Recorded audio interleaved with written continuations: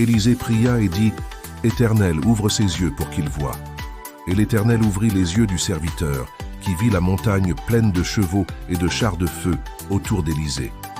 2 Rois 6, 17. Bonjour mes frères et sœurs, j'espère que vous allez bien grâce à Dieu par Jésus-Christ, notre Maître Sauveur et Seigneur. Bien que le Seigneur nous ait tous pleinement comblés par la grâce de Dieu, voir Colossiens 2, 10. Si nous sommes aveugles, comment pouvons-nous utiliser ce qu'il a mis en nous pour combattre le bon combat de la foi, comme c'était le cas pour l'apôtre Paul, voir 2 Timothée 4, 7. Et comment pouvons-nous voir la manifestation des principautés des ténèbres, des esprits méchants qui nous entourent de toutes parts, si nos yeux spirituels sont fermés, comme c'était le cas du serviteur d'Élisée dans 2 Rois 6? Dieu a-t-il fermé les yeux spirituels des chrétiens de France, comme l'a déclaré l'un de mes enseignants spirituels, Gérard Gault? Ou sommes-nous aveuglés par nos convoitises qui engendrent le péché? Voir Jacques 1, 15. Sommes-nous réellement chrétiens si nous ne mettons pas au centre de notre vie en Christ les 2 grands commandements de Jésus-Christ? Aimer Dieu de tout son cœur, de toute son âme, et aimer son prochain comme soi-même. Voir Matthieu 22, 37 à 39. Mes frères et sœurs en Christ, la France est en danger spirituel. Sachant que nous ne combattons pas contre la chair et le sang, mais contre les esprits mauvais, voir Éphésiens 6, 12, nous, les chrétiens dont les yeux spirituels se sont ouverts, devons agir. Comme c'était le cas pour le prophète Élisée, nous devons prier pour que Dieu ouvre les yeux spirituels des chrétiens de France qui sont encore endormis spirituellement. Voir 2 Rois 6, 17.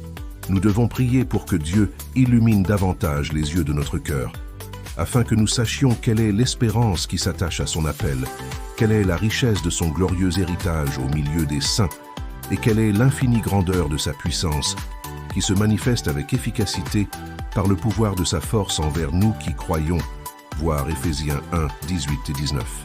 Mes frères et sœurs, sachons que celui qui habite en nous est plus grand que tout, voir Jean 4, 4. En lui ont été créées toutes les choses qui sont dans les cieux et sur la terre, les visibles et les invisibles, les trônes, les dignités, les dominations et les autorités.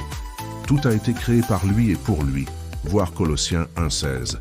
Et tout a été créé pour sa gloire et pour notre gloire, car en lui nous sommes un, comme il est également un, avec notre Père qui est dans les cieux, voir Jean 14, 11.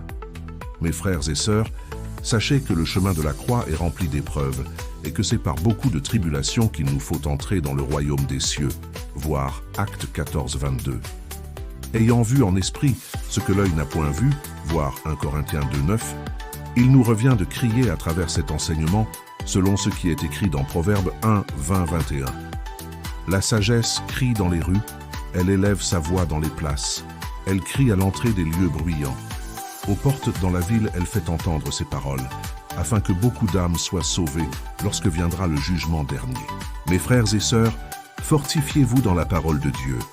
Prions pour ceux dont les yeux spirituels sont encore fermés, afin que la gloire de Dieu soit manifeste en Jésus-Christ, notre Maître, Seigneur et Sauveur. Que toute la gloire revienne à Dieu.